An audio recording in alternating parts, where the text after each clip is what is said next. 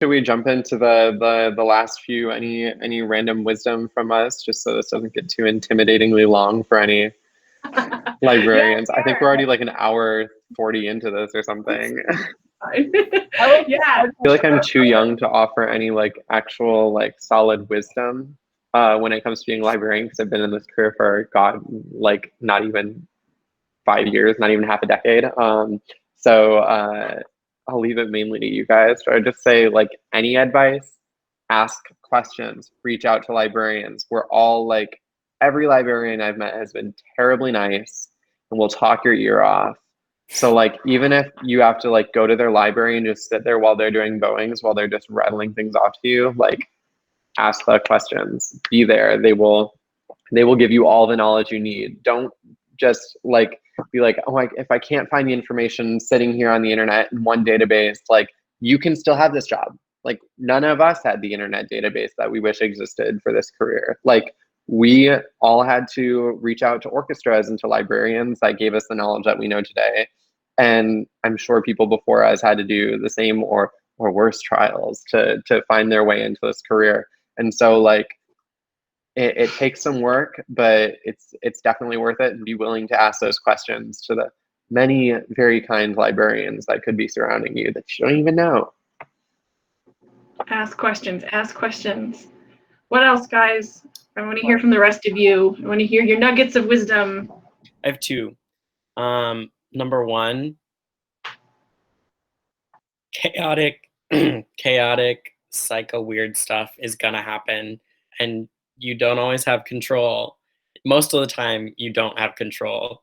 And like something's gonna happen, like you're gonna come back from a summer off and there's construction in your library that you weren't told about, and your whole library has been moved to a basement and you don't know where it is.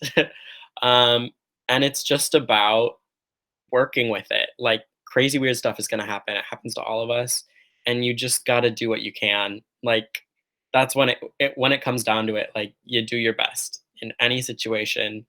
And like it's stressful and crazy sometimes, but like it doesn't need to be. You can always just take a breath and say, I'm going to do what I can, and it's going to be okay. And there's nothing you can do to change like what's happening other than do your best. So that's number one. Number two is like Nick said, rely on the people around you. I just got done with like a pretty extensive job search application process, and I was the runner up. But like I would not have gotten through that without Joe and Simone. Like they totally coached me through it, helped me with stuff, and like rely on the people around you. Like I rely on everyone around me. My conductor from my previous orchestra, I'm still pretty close with, and he helps me with a lot of things. Like my past co-librarians are always there for support. Like all of you, like we've never met in person, but we have this mutual connection, and like you've all been such a great support to me and like everyone. Like reach out to the people around you, rely on them, because people are here to help you. Yeah, I can relate to coming back and finding your library like what the heck. When I was working at CMU still, I came back one summer and there was a white baby grand in the library because it was like it was a conductor's office and like the library as well. And so like just the first day back I was like, oh, there's a white baby grand in here. we're gonna work with it now. We're here for it.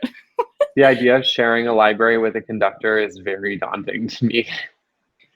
It was fine. He's great. He was a conducting like teacher and like the assistant conductor. He really like backed up the library a lot. But I would say like my wisdom from the past like 4 years of being in the field is yeah, I don't mean to like take away from the same, but it's just really true. Like ask for help, ask questions, like definitely the chaotic, like there are just going to be times where you just like you're not in control of the situation. Like we sometimes are just at the beck and call of others, and we just in the moment, like one of the things that I've had to work on a lot is just like I would get very frustrated about like, why is this happening? Like I've done like everything on my part to like make this not happen and it's still happening.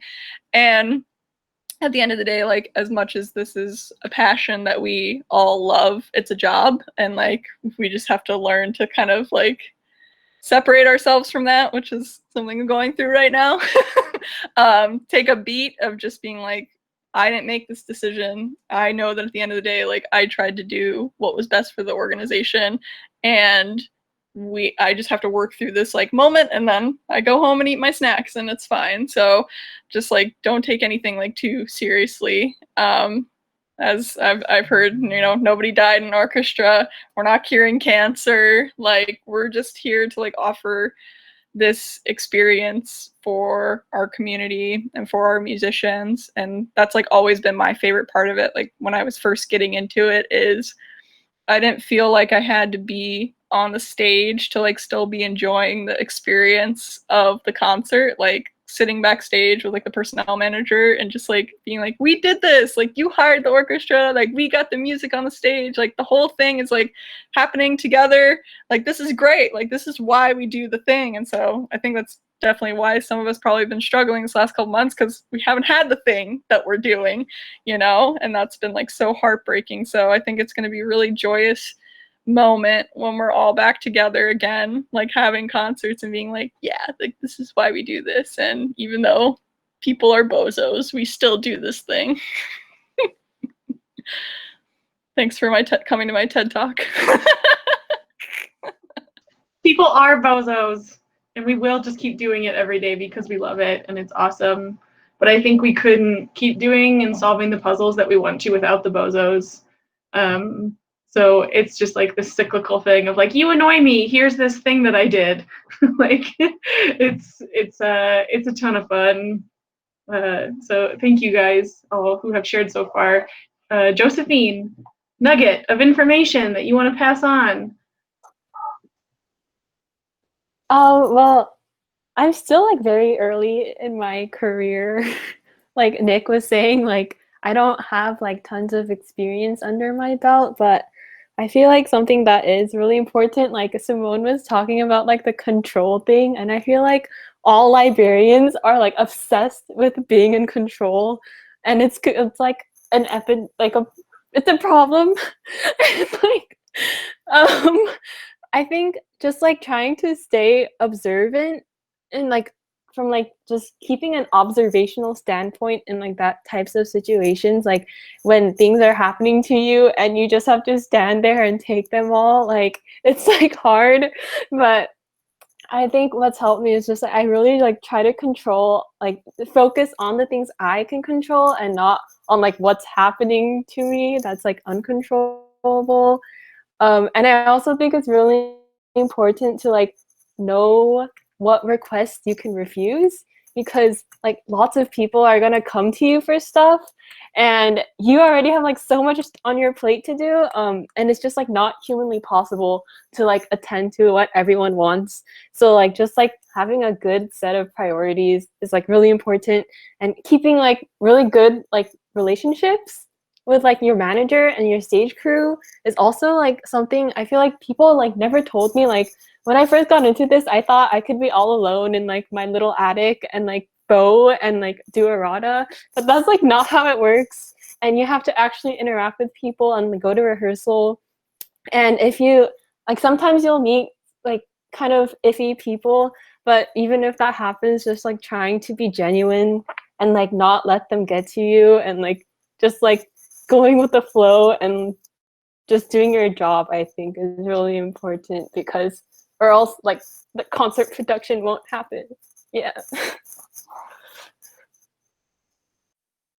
I want to follow up with one thing that Josephine said that is just so important.